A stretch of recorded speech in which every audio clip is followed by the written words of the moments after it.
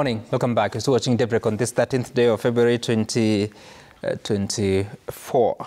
And I have a gentleman here in studio on such an important day, eve of an important day.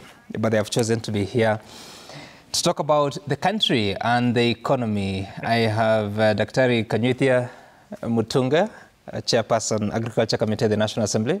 Good morning. Thank you very much. We have Dr. Abraham Rugo, the Country Manager of IBP Kenya, International Budget Partnerships. Good morning. Morning, morning. Good to see you. Good to see you too. And Alex Kanyi from CDH Kenya. Good morning. Morning, morning. We're still expecting Senator Ledamo Lekina, the Minority Whip at the Senate. He should be joining us shortly from now. But in the meantime, we looked at the papers, and the big story is about the passing on of Kelvin Kiptum, a tribute to Kenya's rising stars on the Daily Nation. And on the Standard, it is about legend's last promise. Of course, he spoke to family on what he had expected this year would be. And of course, the president also leading the rest of the country in mourning the fallen legend, and World Athletics president also adding his voice to the sad news that the world woke up to on Monday. But then again on the Daily Nation, it is a nightmare, saying the challenges that users are having to deal with when it comes to accessing services, which is supposed to be a payment gateway, but it's becoming difficult for different people to access services on the various platforms. Is it NTSA? To register or transfer vehicles. Also talking about patients having to wait for hours on end to see doctors, and many other challenges that Kenyans are facing. So we are here to talk about Parliament is just about to resume. That is this afternoon, and so much packed agenda on different questions, whether it's on affordable housing bill that is at the level of the committee, departmental committees having to write their reports.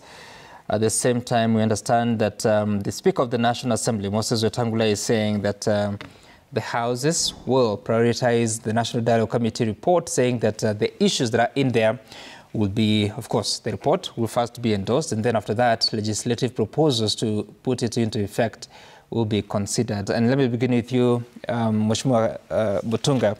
Talk to us about, as you resume, of course, there's been so much talk, especially on the National Dialogue Committee reports and the Affordable Housing Bill 2023. How does it work, knowing that so much conversations out here, but the process of lawmaking is not as easy as those conversations? What should we be expecting as you resume? Thank you very much for this opportunity. Parliament basically makes laws as one of the major undertakings. And there are several laws that need to be made. We normally start with the policy framework. And to implement a policy, it must be interpreted in various legislative frameworks that generally will define the way, the function of, the way achievements will be made. Mm-hmm. And the Parliament is opening this today, and I believe the tray is quite full because, of course, as you've seen, the affordable housing bill is on the, the report is in the offing. It will be tabled in Parliament. It will be discussed, and soon after, I believe, the bill will also land into the House. Mm-hmm. Then there will be the budget policy statement, which is the framework upon which a government establishes its budget for the year or structures out its budget for the year. And that is also, should also be in readiness now for tabling in the House. It will spell out the various proposals in terms of what will be allocated in which sector and maybe the reason why. And this BPS does not significantly change. At the end of the day, you realize that the budget comes out in major concurrence, more than 50, close to 100% concurrence with the BPS. Very few things change. Because between the BPS and the budget itself is around 5 months, and within that period, not so much normally changes. So, once a bill is introduced, the budget policy statement is the work of the National Treasury, right? National Treasury, basically sits with the ministries, departments, and the agencies, right, who present their wish lists. Everybody says this is what we need, and then the National Treasury looks at the possibilities of supplying to the needs, and therefore rationalizes how much should go to each sector, which department, which agency. At the agencies level, I mean at the ministry level, agencies and departments normally coalesce their report into one, which is presented therefore to the various the various house committees, right, the departmental committees, which therefore present the same to the Budget and Appropriation Committee that compiles the final report, which is rendered as budget for the country. And from a practical perspective, you look at the Constitution, it gives Parliament the power to sharing the revenue, even the budget-making process, but it appears whatever National Treasury or the national government presents to the House is so strong to determining what direction Parliament takes. So what practical contribution does Parliament make? Parliament can make adjustments based on the reason given. And adjustments are made at the committee level. You realize that what might not change are the specific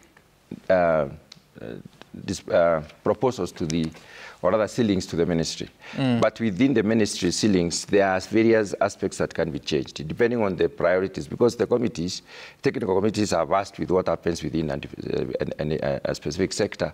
So they are able to inform the budget in view of the needs of the people and in view of the priorities that should be put in place. You may realize that a ministry can give you priorities that are not exactly what the people need. So the budget making process, the committee, the parliamentary committee does look through and analyze what the ministries are presented to make sure that it reflects on solving the problems of the people. Dr. Rugo, so fine, this will happen because it's a requirement by law. Yet he says that the ceilings between ministries may not change, but in between there a few things may change. How often have we seen Parliament changing that? But also, then as we even engage the public, because public participation has to happen, are we helping them to understand what exactly is going on? Or is it just about facilitating the aspirations of the executive to pass? Thank you so much, and Happy New Year. Happy New Year to you. As much as we are 45 days in. It's for us is that public participation is critical, and one of the points that is most critical of public participation is what is going to happen when Parliament resumes. The budget policy statement, we had a bit of a situation because the National Treasury published their version of it on the eve of Christmas and asked for feedback on New Year's morning, literally on the 5th of January, having published it on 20th. So we are waiting for the opportunity within Parliament. The budget policy statement is the best opportunity to make any adjustments by Parliament. And often we have, because three things happen there. One, it is the time to decide the most realistic expenditure level based on the most realistic expected income. Often we don't see quite some effort to try and balance that. Take an example of 2022 when we had what I consider the most missed opportunity. Parliament's own report, the Budget Appropriation Committee report, had suggested that because what was possible was just a deficit of 400 billion, keep that as the deficit. I have no idea what happened between the committee tabling its report and what was finally approved, because the difference was a double of it, because it was what was finally approved was 862 and not 400 billion. Why is that important? Because when Parliament decides that this is the resource package that is going to be available, and this is the deficit that we can actually live with, you cause a reverse engineering.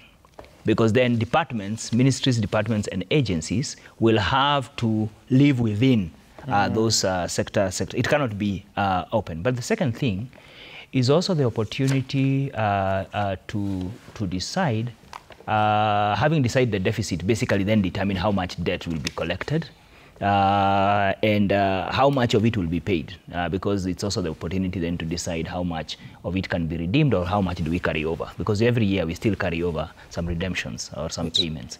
So it's a critical opportunity to be able. But most important, that's why it's called a budget policy statement, is that it sets the direction of where the country wants to go in the coming financial year.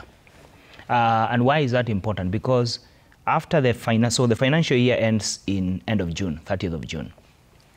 In October, we publish a document called the Budget Review and Outlook Paper.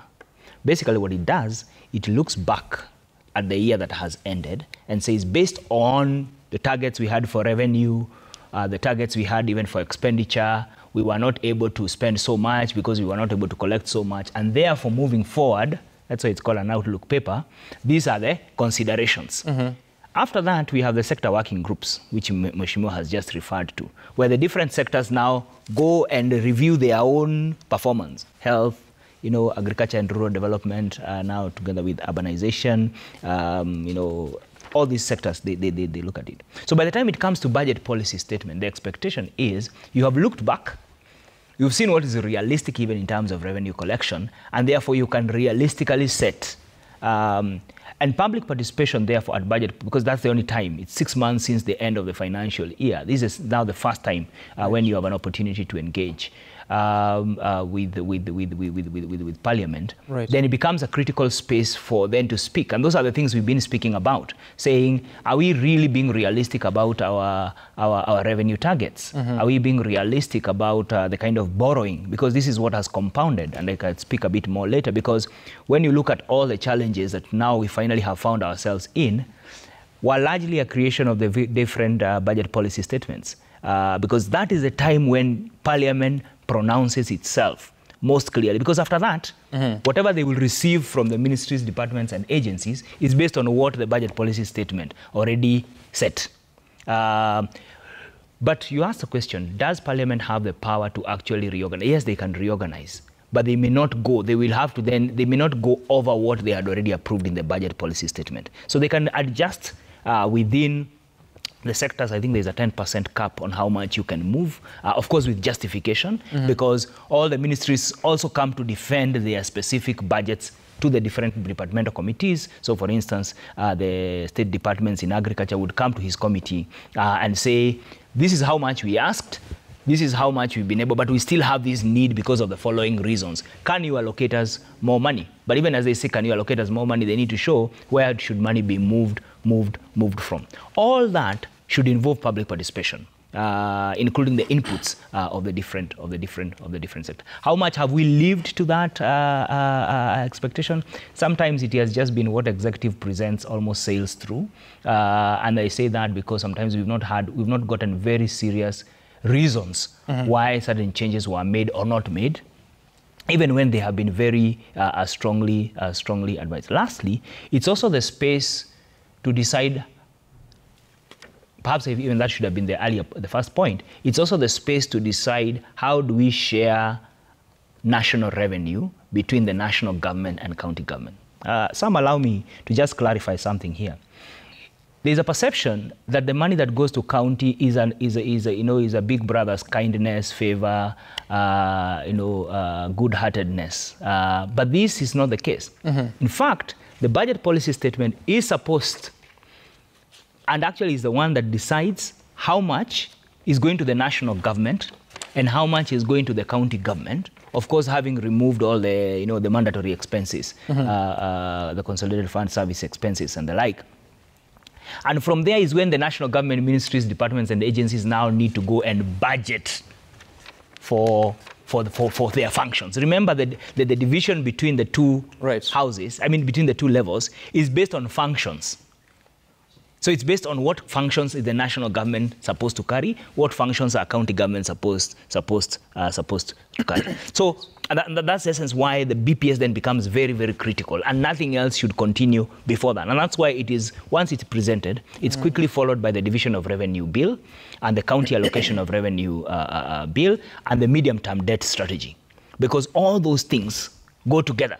The MTDS is supposed to then say, if this is the maximum deficit we have to fill, how then are we going to provide, to finance for it, as it were?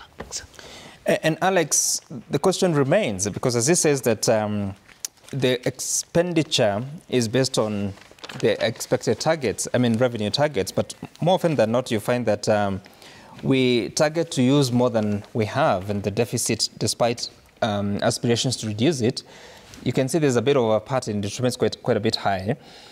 So then what is it that we don't realize, that we find ourselves still aspiring to spend more, yet in practical sense, like even today, counties are still complaining about delayed disbursement. Different services, including the NGCDF, have resources delayed. So why aren't we able to be more strategic to plan for what we are sure of getting?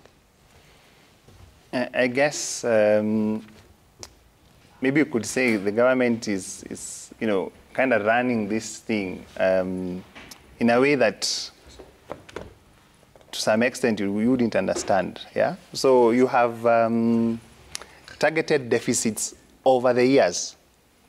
For the longest time that I've been looking at, say, you know, when they issue their statement of revenues and expenditure, when they issue the budgets, when it's read out, when they put out the numbers, we'll clearly see that every year we actually plan for a deficit.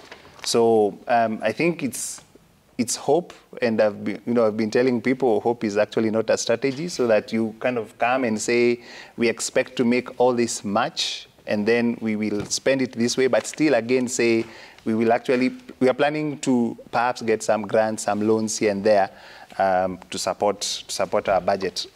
So public participation at the budget making stage is then extremely important, and hopefully we can get a more, you know, I don't want to call it a more mature parliament, but perhaps a more serious parliament that will actually check whatever is then presented and question what the executive is doing, and also hold the executive actually to account.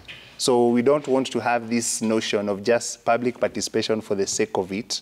We want public participation where Mwananchi actually feels that they're being considered in the budget-making process. And when all that is said and done, for the Mwananchi, they care about what gets into their pocket. Mm-hmm. So you have to discuss the budget vis-a-vis also the tax side. And the tax side becomes very important, because then if you have an ambitious budget, where you'll be saying perhaps we expect to raise X amount in terms of revenue, and this is how we are going to spend it, and then you budget for a deficit, and then you have limited sources of getting the revenue, you're actually looking at that same Wananchi who's been complaining over time to say that, I think these taxes are so high, you need to consider us, so that when you're making the budget, at least we don't feel hurt. We've heard about fiscal consolidation and the government being asked to be more prudent in terms of its spending. I think we've just had the Honorable Speaker speak about how they're going to reduce travel, and it's just part of the austerity measures that the government can take. That's a good direction, so that even as we move on to 2024, 2025, and into the future, then we're actually considering what is it that we are doing from an expenditure side more than the revenue side. But tell me, if Parliament has been allocated a certain share of the resources, even if they cut down on the travel, so where does that money go, which is still under Parliament? Good question. And guess it's not just about Parliament, yeah? At the end of the day is for government to have a conversation to say that based on this budget, if we cut down 1, 2, 3, 4, be it something that is going to recurrent expenditure, say salaries, wages, and per diems, etc., then perhaps you can allocate some monies towards development for something that a common person would see. Okay. Senator Ledamo Lekina, good morning. And we are talking about, of course, Parliament resumes this afternoon, and there is so much work ahead of you, not just about the IBC, the affordable housing, the regulations on health, but the budget policy statement. And we're having the conversation about the essence of that in determining how resources will be shared against that very ambitious target. And every year you have the deficit going up. So what do you think must be different this time to ensure that, yes, we plan for the resources that we have, we can be ambitious, yes, but also a bit realistic, so that you're not in the 7th month of the financial year, but most of the services are struggling because of disbursements being late?